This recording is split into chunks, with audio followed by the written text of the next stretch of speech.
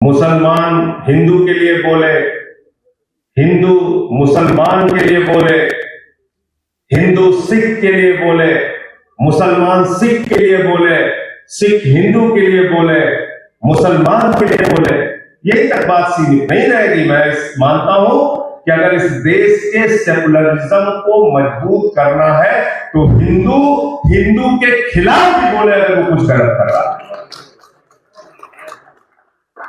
गलत तो नहीं कह रहा हूं।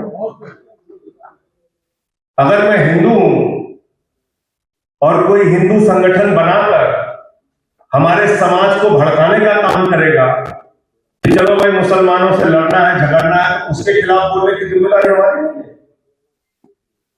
और मुसलमान भी मुसलमान के खिलाफ बोले अगर वो कुछ गलत करने जा रहा है, और सिख भी सिख के खिलाफ बोले अगर वो कुछ गलत करने जा रहा है, और ईसाई भी ईसाई के खिलाफ बोले अगर वो कुछ गलत करने जा रहा है, तभी सेकुलरिज्म मजबूत होगा। ऐसे मजबूत नहीं होगा। पीड़ा यहां पर सबकी कही गई, बहुत अच्छी बात है। आज क्या हो रहा है इस देश के अंदर?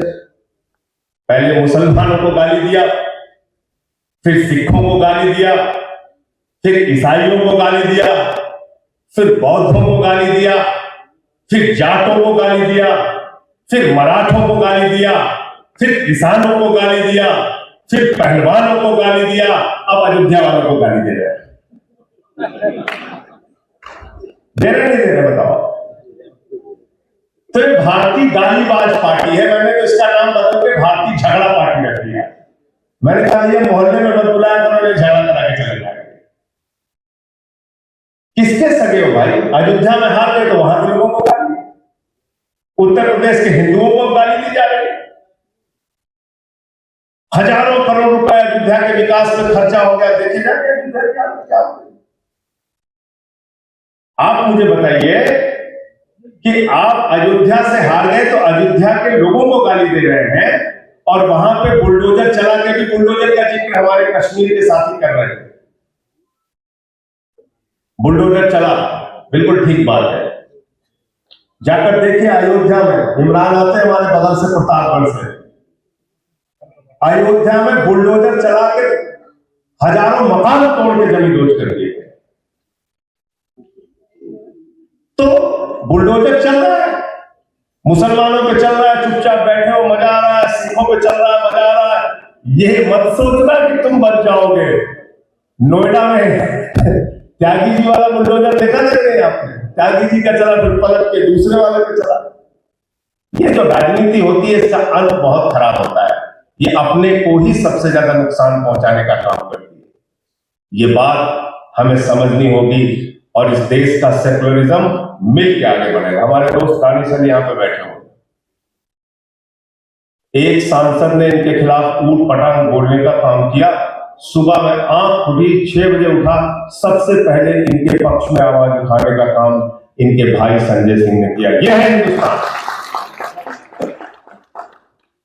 ऐसे आगे बढ़ेंगे हम लोग, और कोई बचा नहीं है, बिल्कुल मत सोचिएगा।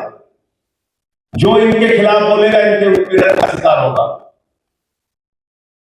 मैंने उत्तर प्रदेश में आवाज उठाई, एक दिन में 9 एफआईआर मेरे खिलाफ हुई। कुल 23 मुकदमे उत्तर प्रदेश में मेरे खिलाफ किए। पार्लियामेंट में मैंने आवाज उठाई, मैंने नारा लगा दिया संसद के अंदर, मोदी अडानी भाई भाई, देश बेच के खाई मलाई। क्या गलत बोला भाई? एक ही आदमी को हिंदुस्तान की सारी संपत्ति आप देते चले जा रहे हैं।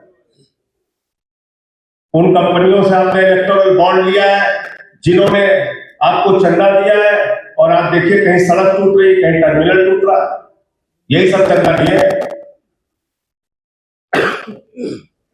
तो मुझे टारगेट कर लिया इन लोगों ने। जीवन में कभी, मैं चुनौती के साथ कहता हूं, जीवन में कभी एक पैसे की रिश्वत नहीं ली, बेईमानी नहीं किया। इसीलिए आंख में आंख मिलाकर इस सरकार के खिलाफ लड़ पाता हूं। बावजूद इसके इन्होंने मुझे ईडी के जरिए 6 महीने जेल में रखा, 6 महीने जेल में रखा। इसलिए किसी के सगे नहीं है, गलत फहमी में किसी को नहीं रहना चाहिए। न मुसलमान, न सिख, न ईसाई, न हिंदू, किसी के सगे नहीं है। जो इनके खिलाफ बोलेगा वो जेल में रहेगा।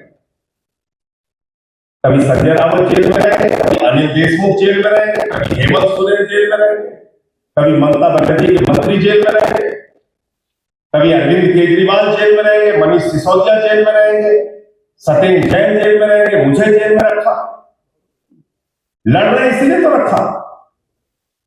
लेकिन मैं अपनी बात का अंत इसी बात से करना चाहता हूं कि इस देश के सेकुलरिज्म को बचाने के लिए, मोहब्बत की बुनियाद पे हिंदुस्तान को बनाने के लिए जो कुछ भी कुर्बानी देनी पड़ेगी उसके लिए तैयार है। 6 महीने में पूरी जिंदगी अगर जेल में रहना पड़ेगा तो रहेंगे, लेकिन सच के लिए लड़ेंगे, इंसाफ के लिए लड़ेंगे, सेकुलरिज्म के लिए लड़ेंगे, कॉन्स्टिट्यूशन के लिए लड़ेंगे।